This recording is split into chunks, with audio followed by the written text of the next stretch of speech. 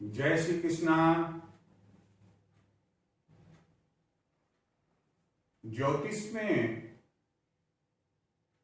आज हम पंचांग की जानकारी आपको देंगे। हम कोई भी शुभ कार्य होता है तो किसी योग्य विद्वान पंडित के पास जाकर कहते हैं कि पंडित जी पंचांग देखकर बताइए कि ये शुभ कार्य हम कब प्रारंभ करें,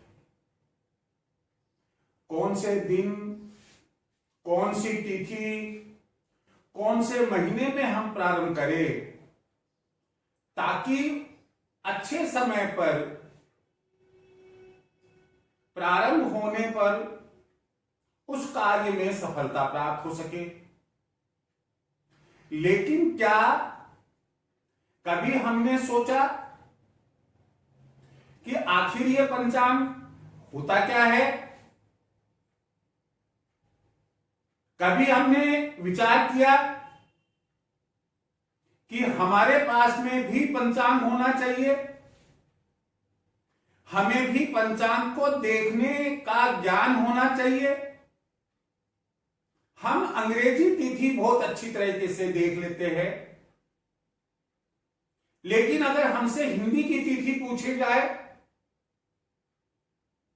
तो हम इधर उधर मंदिरों में विद्वान पंडितों के पास जाते हैं कि महाराज आज बताइए, आज प्रदोष है या नहीं, आज अमावस्या है या नहीं, आज नवरात्रि का कौन सा नवरात्रा है, कौन सी तिथि है, भाई दूज कब की है, 14 को अमावस्या मनाकर हम कार्तिक मास में दीपावली क्यों मनाते हैं। कभी कभी होता है कि हमें पंडित जी कहते हैं भाई इस बार तो फाल्गुन की पूर्णिमा 14 को ही है या 14 को ही हम होली मनाएंगे। आखिर ऐसा क्यों? भाई आप अपने बच्चे का जन्म तिथि, समय, जन्म समय और तिथि दे जाइए, अंग्रेजी तिथि दे जाइए, मैं बता दूंगा कि भाई इसकी जन्म कुंडली क्या है, साथ में जन्म स्थान भी बता दीजिए आप। तो कैसे बनाएंगे उसकी जन्म कुंडली? किस तरह से हमें बताएंगे कि एकादशी का उपवास किस दिन करना है? औरतों के लिए, सुहागन औरतों के लिए चौथ का उपवास होता है। कई बार औरतें चर्चा करती है कि आज तो तीज के दिन ही चौथ का हम व्रत रख रहे हैं। ये सब क्यों? हमें इसका ज्ञान कुछ अंश तक होना चाहिए। तो आज मैं आपको इस बात की जानकारी दूंगा कि आखिर पंचांग होता क्या है। पंचांग को अंग्रेजी में कैलेंडर कहते हैं। कैलेंडर का हिंदी भावार्थ, हिंदी अर्थ ही पंचांग है। हम इस पर चर्चा करें। मैं आपसे एक निवेदन करना चाहूंगा कि ये जो मैं वीडियो जारी कर रहा हूं, मैंने पूर्व में भी बताया कि समाज के उन लोगों के लिए जो पढ़े लिखे हैं, जो अंग्रेजी कैलेंडर देख सकते हैं, जो साक्षर है, जो आध्यात्मिक और धार्मिक कार्य करते हैं, यात्राएं करते हैं, व्यवसाय का प्रारंभ करते हैं, व्यावसायिक नए सौदे करते हैं, उन लोगों को चाहिए कि वे बहुत बहुत बहुत ध्यान से मेरे इस वीडियो को देखें, सब्सक्राइब करें, बेल आइकन दबाएं और लाइक कर शेयर करें। हम अपने बिंदु पर आते हैं। पंचांग, पंचांग जिसके 5 अंग हो वह पंचांग है, 5 अंगों वाला। और इसमें ये 5 अंग जो है वो कौन कौन से है? तिथि, वार, नक्षत्र, योग और करण। देखिए मैं पुनः दोहरा रहा हूं। तिथि, वार, नक्षत्र, योग और करण, इन 5 अंगों से मिलकर पंचांग बनता है। पंचांग में इन 5 अंगों के बारे में इस तरीके से सिस्टेमेटिक ढंग से, वैज्ञानिक तरीके से बताया गया है कि आप और हम इसकी कल्पना नहीं कर सकते हैं। हमारे प्राचीन विद्वान पंडितों ने गहन अध्ययन करके ऐसी एक पुस्तक तैयार करी हम लोगों के लिए कि जिसको देखने मात्र से काल की यानी कि समय की छोटी से छोटी इकाई तक हम तिथि कब प्रारंभ होगी, कब समाप्त होगी, नक्षत्र कब से लगा, कोई पर्टिकुलर नक्षत्र कब तक रहेगा, योग का प्रारंभ, करण का प्रारंभ कब हुआ, कब तक रहेगा। आप कहेंगे कि साहब हमने तो काल की छोटी इकाई घड़ी के अंदर देखी कि 3 कांटे होते हैं, एक जो घंटे का जिसे आर कहते हैं, दूसरा मिनट का जो उससे बड़ा होता है, और तीसरा होता है पतला सा जो लगातार टिक टिक टिक टिक टिक टिक टिक टिक चलता रहता है, जिसे सेकंड कहते हैं। हम तो ये जानते हैं सेकंड होता है। हिंदू समय, ध्यान रहे कि पंचांग में हमें हिंदू समय के अनुसार घटी, पल और विपल, इस आधार पर तिथियों का, नक्षत्र का, योग का, करण का प्रारंभ और समाप्ति समय दिया गया है। आप कहेंगे साहब घटी क्या? अरे भाई, जिसको आप कहते हैं ना कि कोई मेहमान आता है या कोई दोस्त आता है, यार घड़ी तो वेट, क्या अभी आया कभी चला गया। कभी आपने सोचा कि मैं घड़ी कह रहा हूं, वो घड़ी होती कितनी बड़ी है? 1 घंटे में केवल 2.5 घटी होती है। अहोरात्र में 24 घंटे होते हैं। हम 2.5 से गुणा करें तो 60 घटी का दिन रात होता है। जब 1 घंटे में 2.5 घटी होती है, 1 घंटे में 60 मिनट होता है, तो प्रोपोर्शनेटली, आनुपातिक रूप से 1 घटी का टाइम अवधि, समय अवधि 24 मिनट की हुई। अब अगर कोई दोस्त आपके यहां आपके कहने पर अगर 2 घटी 48 मिनट बैठा रहे, तो आप मन ही मन सोचोगे यार मैंने तो घड़ी 2 घड़ी के लिए कहा था, ये तो भाई उठने का नाम नहीं ले रहा है, इसको क्या कह दिया। जबकि वो अपनी जगह सही है, उसको ज्ञान है इस बात का, मान लो कि 1:24 की होती है, इसलिए 48 घटी तक मुझे रहना। मेरे दोस्त ने कहा है घटी से छोटा जो समय होता है वो पल होता है। 1 घटी में 60 पल होते हैं। अब आप देख लीजिएगा कि जब 1:24 की है, 24 मिनट में 60 का भाग दे तो क्या स्थिति होगी। और एक पल में 60 विपल होते हैं। इस तरह से हमारी जो हिंदू समय, हमारा जो हिंदू काल है वह घटी, अंश, घटी, पल, विपल इस तरीके से बटा हुआ है। इस ओर ध्यान दें। जैसा कि मैंने आपको कहा कि हमारा जो पंचांग है, हम अपने बिंदु पर पुनः आते हैं। बीच बीच में कोई बात आने पर उसे समझाना अति आवश्यक होता है। मैंने आपको तिथि तो बता दी और यह भी कहा इतनी घटी, इतने पल, इतने विपल पर यह तिथि शुरू हो रही है।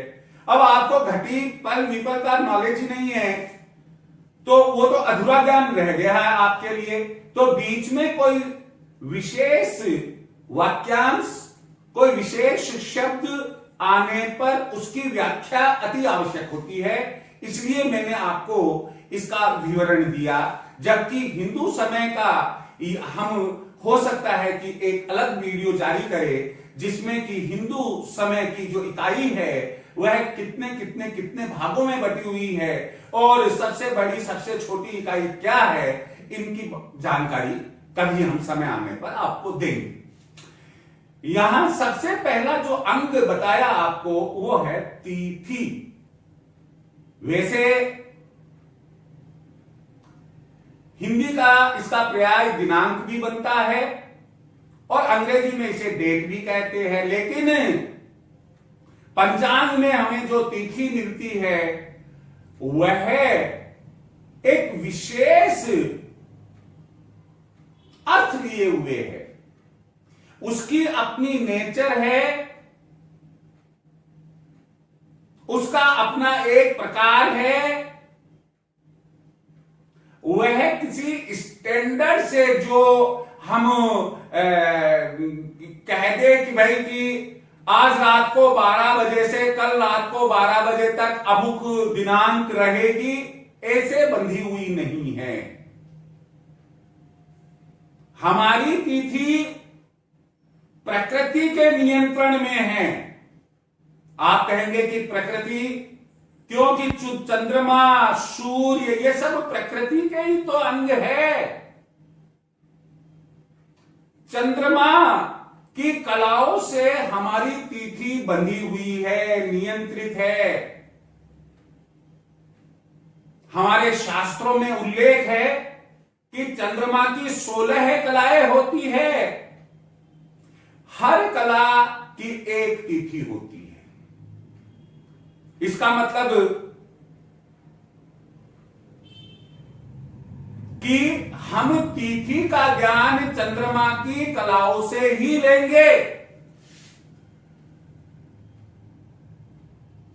अब आप कहेंगे कि साहब चंद्रमा की जो कलाएं हैं उनसे आप लेंगे तो हमें कैसे मालूम पड़ेगा। मैं आपको बता देता हूं कि चंद्रमा के उदय होने से चंद्रमा के अस्त होने तक जो समय अवधि बीतती है उसे तिथि कहते हैं। कुल तिथियां 30 होती है। अब आप कहेंगे साहब 16 दूनी 32 ही होता है। अब आप दूसरा प्रश्न फिर एक साथ में हुआ कि 16 दूनी 32 क्यों बोला, 30 डायरेक्ट क्यों नहीं बोला या 32 डायरेक्ट क्यों नहीं बोला। क्योंकि चंद्रमा के अनुसार पृथ्वी पर चंद्रमा के उदय और अस्त होने के आधार पर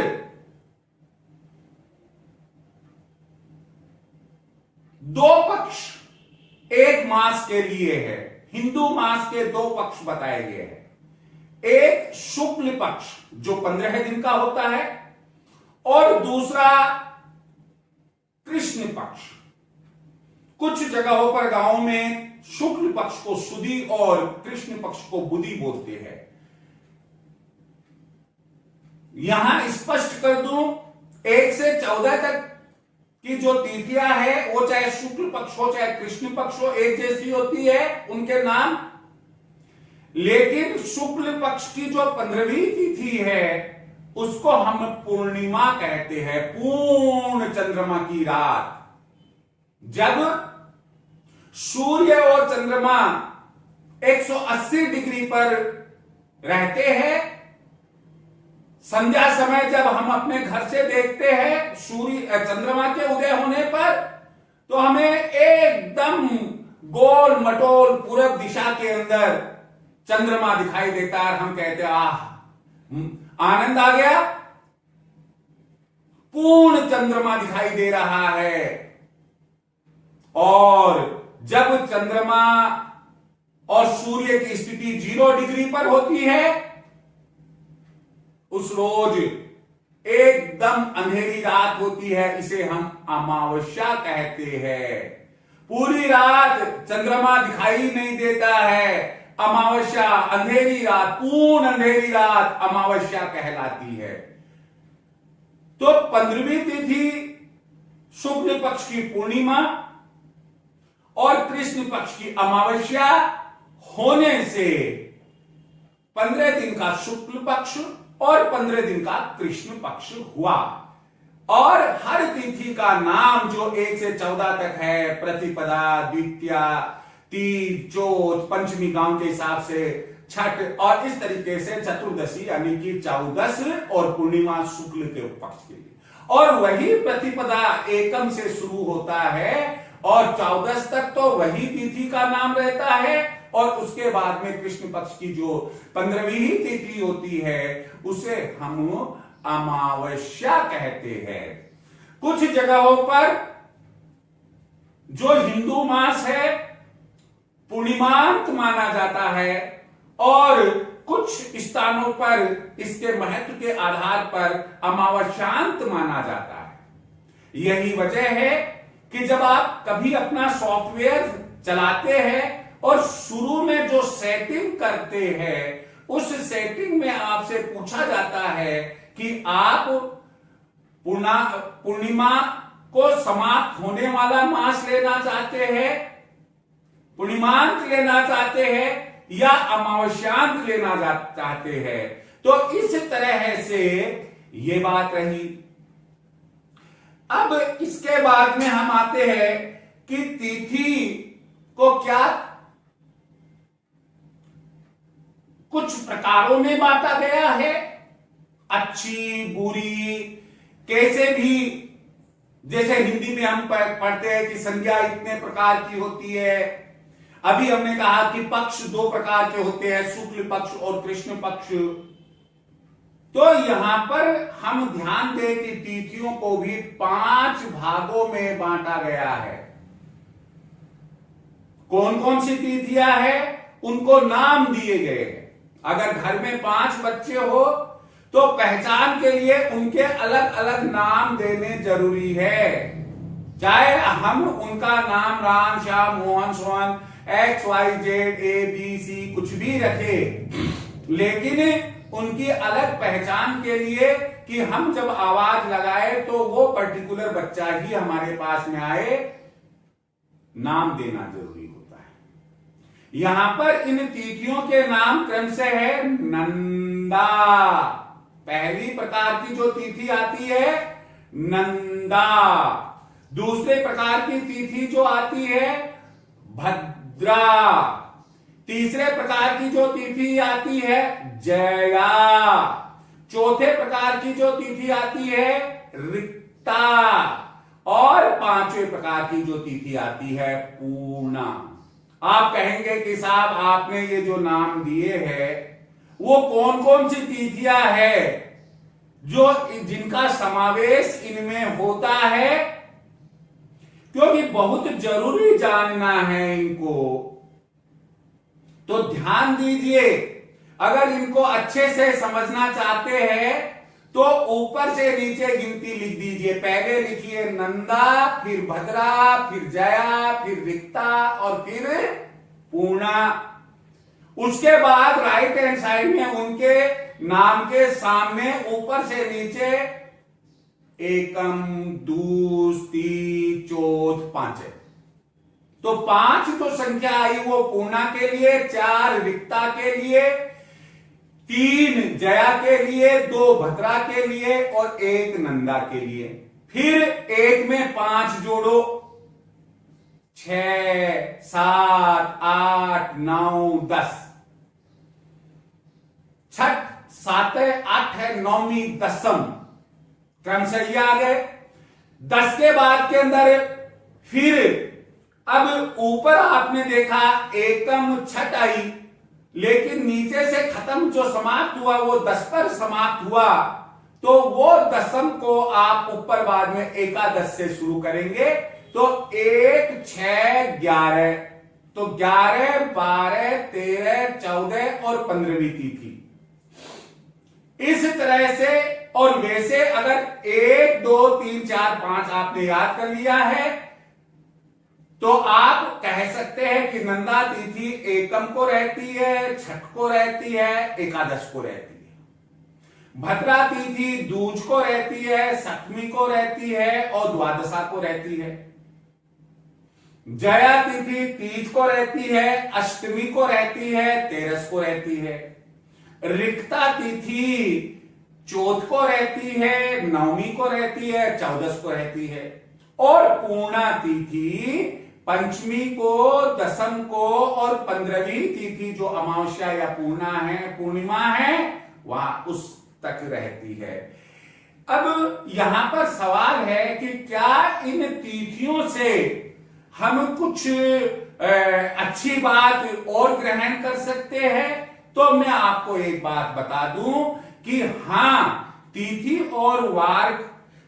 और वार का जो संगम होता है उससे आप सिद्ध तिथियां मालूम कर सकते हैं। सिद्ध तिथियों का मतलब होता है कि उस तिथि, उस वार को, यदि पर्टिकुलर वार को, एक विशेष वार को कोई एक विशेष तिथि पड़ती है तो उसे सिद्ध या सिद्धा तिथि कहते हैं। ये जो सिद्ध तिथियां है वो कब कब बनती है वो मैं आपको बता दूं। पहली बात तो यह ध्यान रखनी है कि रविवार और सोमवार को छोड़ दीजिए। सिद्ध तिथियों के नाम से इन दोनों वारों में कोई सी भी तिथि नहीं बनती है। कहां से याद रखना है? मंगलवार, बुधवार, गुरुवार, शुक्रवार और शनिवार। अब मंगलवार यदि हम लेते हैं तो मंगलवार को यदि तीज हो, अष्टमी हो, एकादश हो, मंगलवार को तीज 8 है और 11 हो, तो वो वार और वो तिथि का जो समय है हम कहेंगे कि वह तिथि एक सिद्ध तिथि है। आपको यदि ज्ञान है, आप शुभ कार्य कीजिए, आपका कार्य सफल होगा। बुधवार को दूज 7 और 12, दूज 7 और 12 यदि बुधवार को है तो यह भी सिद्ध तिथि होती है। उसके बाद गुरुवार को यदि पंचमी, 10वीं और 15 है, यानी कि 15वीं तिथि है, तो ये तिथि भी सिद्ध तिथि कहलाती है। शुक्रवार को यदि एकम, छठ और एकादश है तो इसे सिद्ध तिथि कहेंगे, तथा शनिवार को यदि चौथ, 9वीं और 14 है तो इसे भी सिद्ध तिथि कहा जाएगा।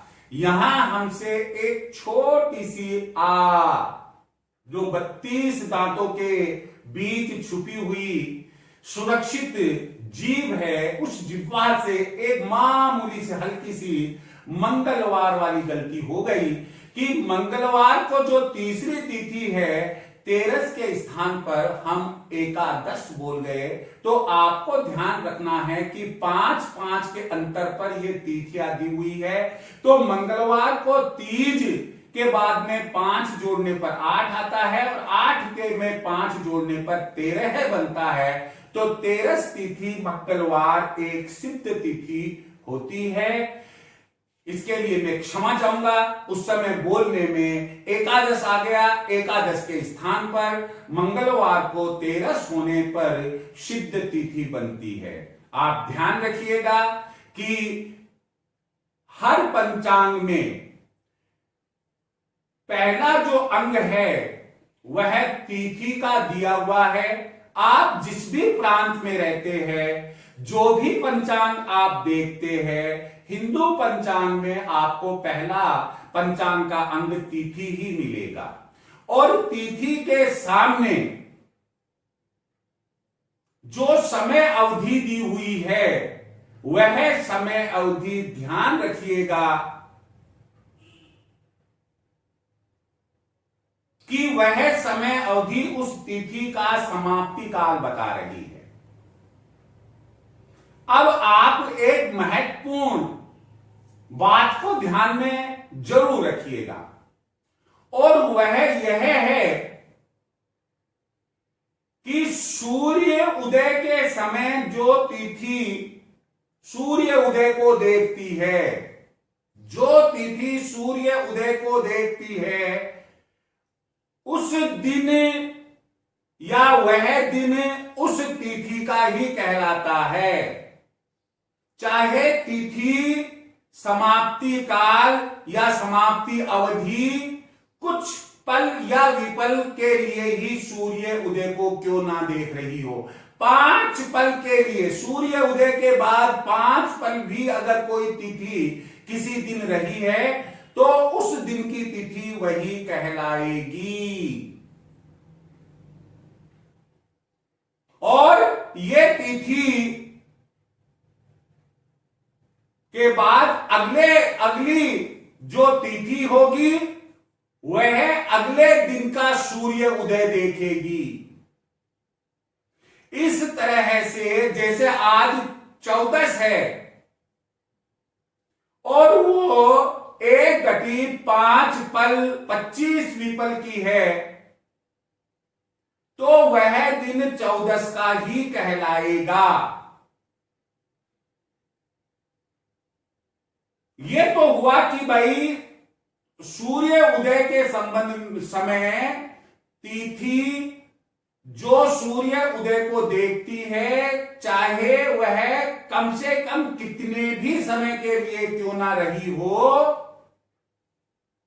वही तिथि उस दिन की कहलाती है। अब 2 बिंदु हमारे पास और हमारे सामने एक प्रॉब्लम के रूप में है, वो है क्षय तिथि। हम कहते हैं कि आज तो छठ और सातक एक हो गई और कभी हम कहते हैं कि दशम 2 हो गई। इसका मतलब क्या है? क्षय तिथि किसे कहेंगे और वृद्धि तिथि किसे कहेंगे? जो 2 हो जाती है उसे वृद्धि तिथि कहते हैं और जो तिथि टूटती है उसे क्षय तिथि कहते हैं। जो तिथि, देखिए ध्यान रखिए, पहले हम क्षय तिथि या टूटती तिथि के बारे में बता रहे हैं। जो तिथि किसी भी दिन के सूर्य उदय का समय नहीं देखती है, सूर्य उदय को नहीं देखती है, जैसे सोमवार को, मान लो सोमवार को 25 पल के लिए चौथ थी, स्वाभाविक है कि 25 पल के बाद में पंचमी लग गई और मंगलवार को सूर्य उदय से 25 पल पहले पंचमी समाप्त हो गई। तो पंचमी ने ना तो सोमवार का उगता सूर्य देखा और ना ही मंगलवार का उगता सूर्य देखा। तो यहां हम ये कहेंगे कि पंचमी तिथि एक क्षय तिथि है। क्षय तिथि में कोई भी शुभ कार्य प्रारंभ नहीं करना चाहिए। उसके बाद हम इसी उदाहरण को रिपीट करते हैं कि सोमवार को चौथ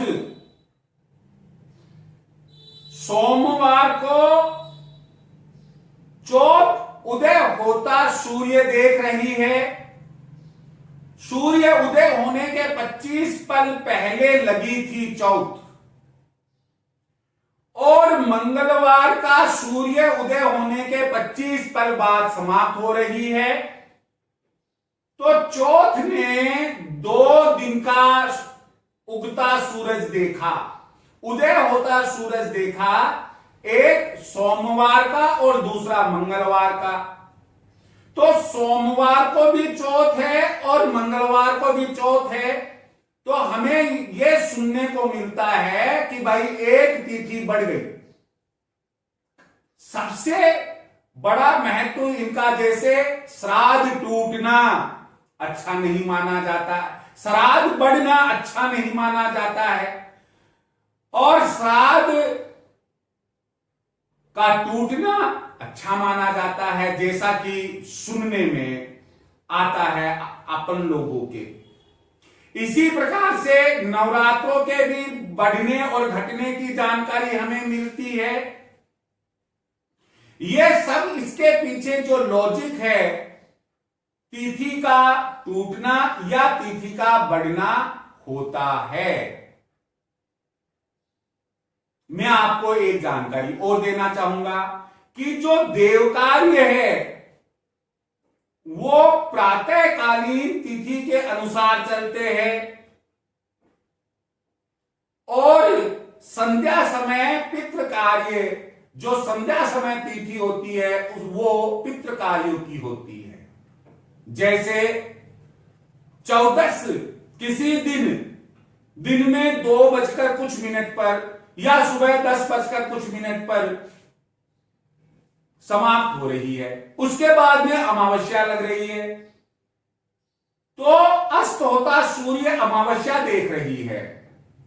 तो पितृ कार्य उसी दिन, जब जो 14 का दिन था, उगता सूर्य जिस तिथि ने देखा, उसी दिन अमावस्या शाम को होने के कारण पितृ कार्य उस रोज होता है। एक और उदाहरण मैं देता हूं आपको कि जैसे चौथ का व्रत होता है और प्रातःकालीन तीज ने उदय होता सूरज देखा है, लेकिन चंद्रमा उदय होने के पहले उस दिन चौथ लग जाती है। तो जो चंद्रमा उदय होगा वो चौथ का होगा, इसलिए तीज के दिन चौथ का व्रत आ जाता है। ये व्यावहारिक बात और व्यावहारिक जानकारी आपको दी। आज हमने पंचांग का पहला अंग तिथि के बारे में पढ़ा, पंचांग क्या होता है इसकी जानकारी दी। उम्मीद देकर चलता हूं कि आप मेरे इस वीडियो को लाइक करेंगे, सब्सक्राइब करेंगे, बेल आइकन दबाएंगे, शेयर करेंगे, और यदि अपने कोई कमेंट है जरूर देंगे। जय श्री कृष्ण।